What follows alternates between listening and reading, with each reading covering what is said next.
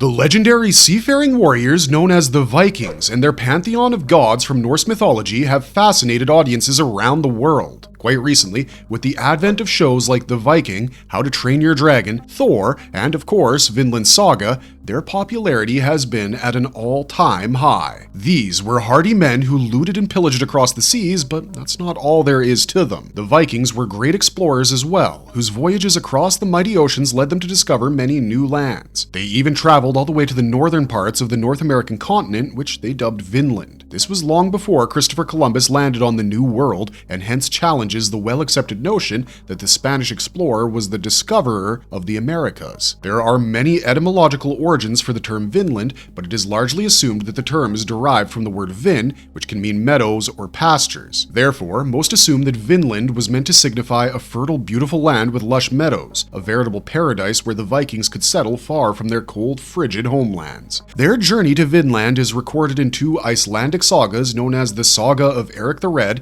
and the Saga of the Greenlanders, which are collectively known as the Vinland Sagas. The anime and manga Vinland Saga serves as a highly fictionalized account of Thorfinn Karlsefni Thordarson's life from his early childhood to the point where he decides to embark on his epic voyage to Vinland. The Vinland Saga manga was written and illustrated by Makoto Yukimura and made its debut in Weekly Shonen magazine published for Kodansha in 2005. As of June 2024, the manga is still ongoing and its chapters have been compiled into 28 volumes. It would get its first anime adaptation under the wings of WIT Studios in 2019, with the show airing for a total of 24 episodes. A follow-up season would air this time under the acclaimed Studio Mappa in 2023 for another 24 episodes. Most of our viewers today are probably familiar with the series from the anime adaptations. In today's video, we're going to be doing a deep dive into the character of Thorfinn, who was presented to us in the Vinland Saga manga and anime. For any history buffs out there who have stumbled on this video, we gotta warn you again that this is a heavily fictionalized account of Thorfinn's life, including his personality and journeys. Regardless, we'll be exploring all there is to know from his origins to his appearance to his attributes and personality. There will be no stone left unturned. So let us step right into the shoes of Thorfinn, the peerless warrior, slave, pacifist, and explorer, the protagonist of the critically acclaimed anime and manga Vinland Saga. Thorfinn. Appearance. For most of the story, Thorfinn appears in shabby garb equipped with his two daggers. As a child, he has blonde hair with a happy face and blue eyes. As he grows older, his face becomes more gaunt and beaten down due to the horrors and atrocities his life throws at him. His body is heavily scarred due to the numerous wounds he receives during his battle. Unlike his giant of a father, we both see and are told by several people that Thorfinn is short with a slight build. He grows taller by the time he meets Einar, but Thorfinn is still considered to be short by Nordic standards. When confronted by one of the guests at Ketil's farm, Thorfinn doesn't budge when attacked by the man, which results in the tip of his left ear being sliced off. Snake further scars his face in the fight between the two to allow Gardr to escape with Arnheid. He gets slashed from his right temple to his jaw, leaving a permanent long scar. The warrior Garm cuts another piece of his left ear off with his spear in their fight. By the end of the Eastern Expedition arc, when he returns from Greece and returns home to Iceland, in addition to all the other scars, he is also seen sporting one across the bridge of his nose and above his cheeks. He also continues to wear his hair in a slick-backed ponytail style, which we see him sport before his journey to Finland. Thorfinn. Origins and early days. Thorfinn was born in the winter of 996 in Iceland to a couple named Thors and Helga Snorrisson. Thors was a peerless warrior and a commander of the feared Joms Vikings. He abandons his life and comrades after falling in love with Helga and having his first child, Ylva, by faking his own death in battle. Thorfinn would grow up in a small hamlet by the sea, completely unaware of his family and especially his father's past. As a child, Thorfinn was a lively young boy who deeply idolized his father. He lived a relatively carefree life, playing like many other Viking children. The happy, carefree life of this innocent child would come crashing down when the Joms Viking would arrive on their shores led by their commander, Floki. He had served with Thors under their leader Sigisvald, and during their time together, Floki had developed a deep-seated jealousy for Thors. This was primarily because Thors had been a peerless warrior who had easily abandoned everything Floki had worked so hard to achieve, and this hurt his pride pride. The other reason was that he was jealous of the fact that despite having a death sentence on his head for deserting the Jomsviking, Thor's was now being welcomed back with no punishment. Finally, he wished to secure the future of his bloodline and ensure that his sons would take the reins of the Jomsviking, which wouldn't be possible if Thor's returned. Thor's would begrudgingly agree and head out with Floki and his men, not knowing that an ambush had been set up by the latter to kill him. Floki had hired the mercenary known as Askeladd and his crew to kill Thor's, and while they did manage to take the warrior by surprise, Thor's would prove too mighty. He would only be slain when he discovered that his son Thorfinn had stowed away in his ship to follow him. Thor's would finally be laid low after being pierced by multiple arrows while protecting Thorfinn right in front of his son's eyes. Thorfinn was traumatized by this event, unable to forgive himself and believing that it was him that had caused his invincible father's demise. He would channel this hatred towards Askeladd and vow to take vengeance and kill the mercenary leader. Askeladd would see something in the boy and take him into his gang, knowing full well the vengeance he desired. The next 11 years of his life would be spent honing his skill with the blade under Askeladd, and he would be forged in the flames of war. During this time, he would be exposed to the greatest horrors and atrocities of war, slowly resulting in the loss of innocence. He would be fueled by pure hatred and anger, which would drive him to become one of the strongest warriors in the mercenary group at an extremely young age. During his early days with Askeladd, he would constantly challenge the older man for duels in order to exact his revenge. Thorfinn would be beaten quite handily every single time, and although the rules of the duels dictated that the fate of the loser's life lay in the hands of the victor, Askeladd would spare the boy's life. This event would play out again and again until they would come up against the mighty Thorkel, a warrior who was known to be second only to his father Thor's. Askeladd aimed to rescue Prince Canute from Thorkel's grasp and present him before the king to earn the sovereign's favor. Thorkel would decimate most of Askeladd's forces while the rest would turn against the latter. During this time, Thorfinn would go up against Thorkel in a duel, and not only would he hold his own, but also injure the giant man. Despite the adversities, Askeladd would succeed in taking Canute to King Sweyn, his father, with Thorfinn joining the prince's personal guard. When King Sweyn decides to invade Wales, Askeladd assassinates the king and in turn is killed by Canute as part of their plan. Thorfinn, who has no idea of this plan, arrives to see Askeladd dead, is infuriated and attacks Canute. By this time, both Askeladd and Thorfinn had formed some sort of bond with each other, and while they wouldn't admit it, especially Thorfinn, their relationship was almost like that of a father and son. So, seeing Askeladd dead sends Thorfinn into an emotionally confused state where the man who murdered his birth father is dead, for which he should be glad. However, his revenge was denied to him, and on the other hand, we feel he did harbor some semblance of attachment and loyalty to Askeladd as well. This is why he lashes out in confusion and rage at Canute, due to which he is sold as a slave as punishment. This is what we know of Thorfinn's origins in early life, where he transitioned from an innocent child to one of the most fierce Nordic warriors in history. Thorfinn, personality and goals explored. While there are many great things about the Vinland Saga series, like its animation, fight scenes, art, and even the official soundtrack, the standout has to be the character development of its protagonist, Thorfinn. Vinland Saga is one of those rare series that actually captures in detail the journey and growth of its protagonist from an infant to an adult. It, therefore, leaves very little regarding speculation, as it's all bared in front of us. As a child, Thorfinn's personality is that of a curious, sheltered child. He lives in an ivory tower protected by his parents and siblings, and has no care in the world. This sort of portrayal of his character is deliberate to make what follows even more striking to the audience. After his father's death, his personality does a 180-degree turn, and he becomes a cold, reclusive avenger whose sole purpose in life is to avenge his father's death. Such is the depth of Thorfinn's hatred that he doesn't think twice about aligning himself with the very man who murdered his father. Through all the darkness and gloom, we do see a glimmer of intelligence and cunning from a boy at such a young age. Despite being literally thrown to the wolves with no one to protect him and going through a violent,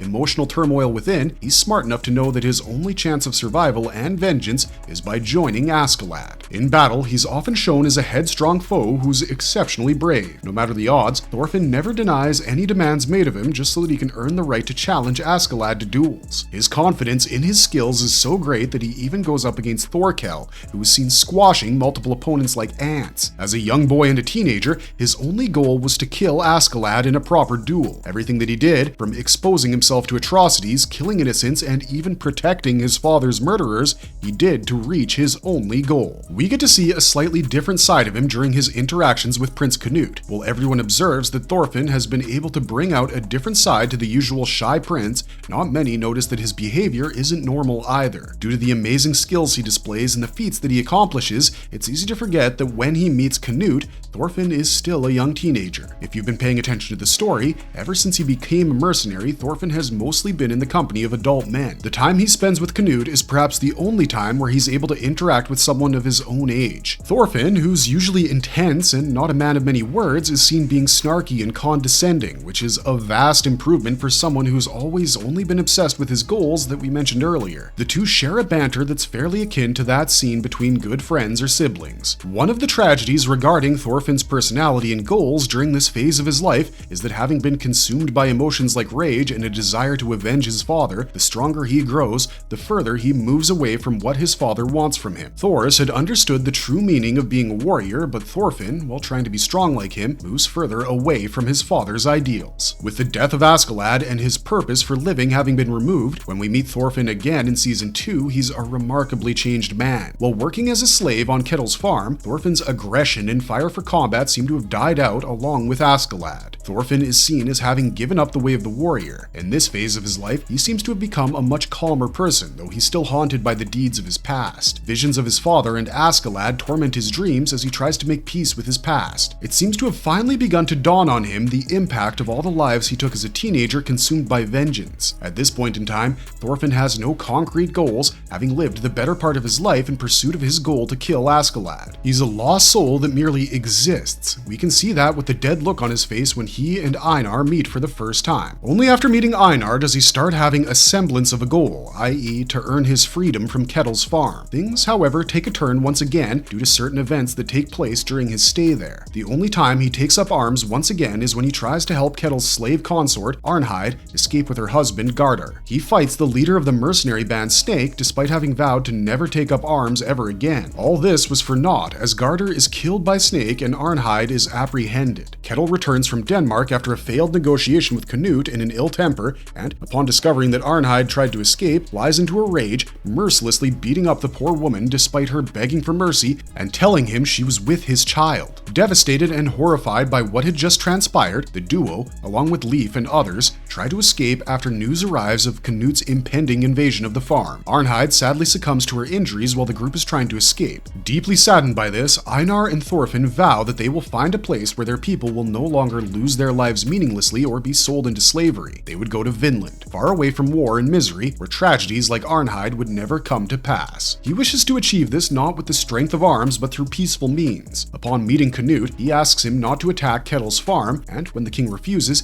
he simply says he has to run away. Canute remarks that this was by far the strangest negotiation he had ever had. The king remarks that though their paths were different, their goals were the same, implying they wanted a land where their people would no longer suffer from threats of warfare and conflict, and innocent lives wouldn't be lost. While Canute wanted to achieve this through force, conquering all who would stand up against him and threaten the security of his people and his vision, Thorfinn would do the same by journeying far away to the promised land of Vinland. Thorfinn, attributes and abilities. Despite being a meek-natured boy, Thorfinn would prove to the world that he was the son of Thor's as he developed into a prodigious warrior even as a young boy. Having been forged in the fires of war and conflict under the tutelage of Askeladd, Thorfinn would showcase extraordinary attributes and abilities capable of taking on warriors far older than himself. Although he was proficient with a sword, he preferred to use a combat knife in fights. His fighting style was vastly different from his father's and focused on his nimbleness and precise attacks to overcome his enemies. Thorfinn was able to fight his great-uncle Thorkel to a standstill, a man who is considered by most to be the mightiest warrior in existence after the death of Thor's. So great was his might in combat that Thorkel and many others recognized that he had the strength to even become the leader of the Joms Vikings if he decided to acknowledge his lineage and make a claim for it. As such, these are the attributes and abilities of Thorfinn, son of Thor's the Troll, and one of the mightiest of all the Vikings of that time.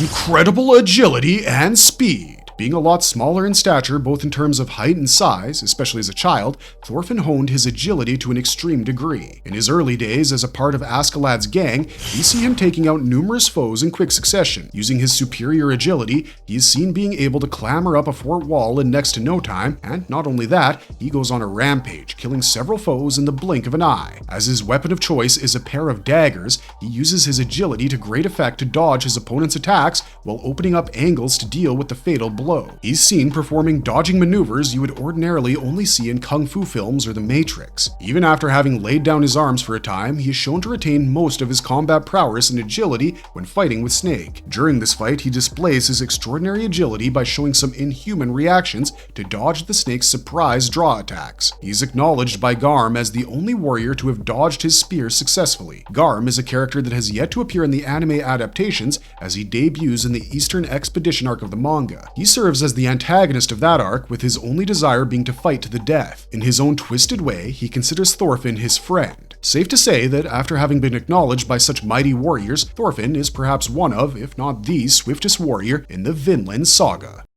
Enhanced Strength! Despite appearing lean and scrawny by the time he's a young adult, Thorfinn has developed quite a lot of strength. This can be primarily attributed to his time as a slave performing intense manual labor on Ketil's farm. He clears a small patch of forest alongside Einar with bare minimum tools, which is no mere feat. This is proven when he's able to blow a man away with a single punch. Other feats include breaking a sword on his knee and hitting a Joms Viking through his armor so hard that his bones break. Combine this with the natural strength that a man gains as he ages, and Thorfinn is no longer a warrior who relies only on his speed and agility by the time the series ends.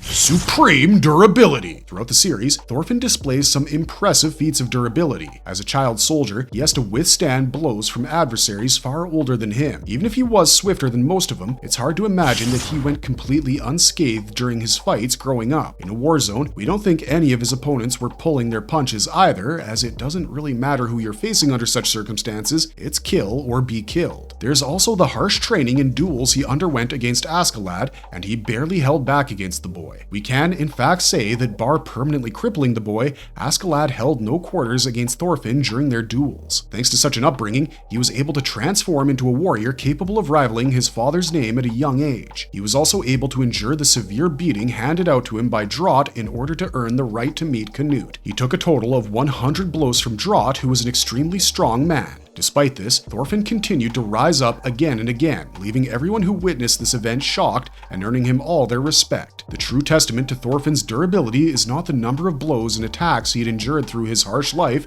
but the fact that he survived getting punched in the gut by his sister after turning up to his home for the first time in more than a decade.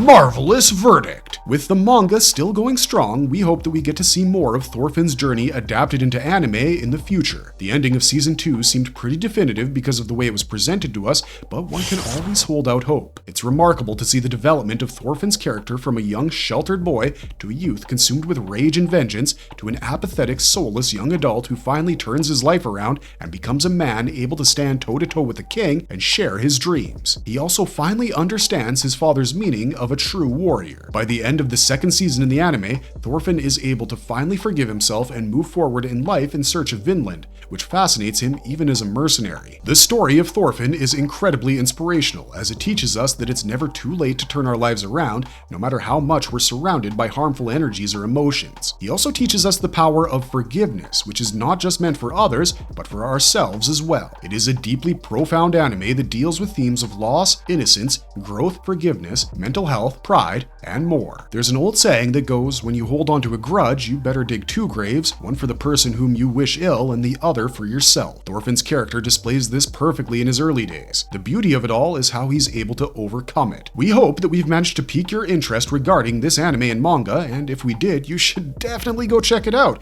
as it's available on almost all popular video streaming platforms. For those who have finished watching the anime adaptation, we recommend checking out the manga because it slaps. For now, we have to bid you farewell as our time together is almost at an end. This is Wizard Wheezy signing off, but we hope you enjoyed the video, and if you want us to do more deep dive videos such as this for Vinland Saga in the future, you know what to do, you gotta let us know in the comments. Also, let us know what you picked up from Thorfinn's journey and character. We'd love to hear about your personal relationship with this guy. We'll see you all in the next video. Until next time, stay safe out there and have a marvelous day. Peace!